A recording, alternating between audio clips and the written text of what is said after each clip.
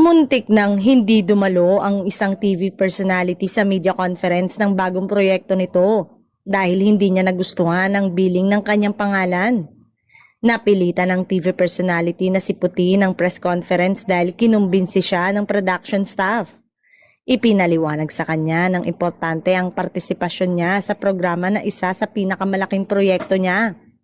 Ang nakakaalam sa tunay na dahilan ng pagtatampo ng TV personality ang nagsabi na nahihirapan itong tanggapin na mas nauna sa billing ang pangalan ng isang kasamahan nila sa trabaho.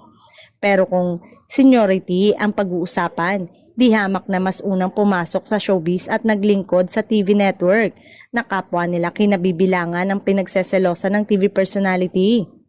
May karapatan itong bigyan ng magandang billing ang kanyang pangalan. Nagpakita ang TV personality sa media conference ng programa pero nakita at naramdaman ng production staff na hindi siya masaya.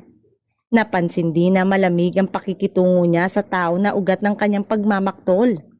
Hindi nagwakas sa pagdalo sa presko ng pagtatampo ng TV personality dahil isang cryptic post ang mababasa sa kanyang social media account. Ipinahiwatig ng TV personality sa social media post nito ang pang-aapi sa kanya pero imbis na makakuha ng simpatya, hindi natuwa ang production staff sa drama niya dahil wala siya sa katuwiran bilang naunang pumasok sa entertainment industry at nagkamit ng mga pangarangal ang taong pinagseselosan niya ng matindi.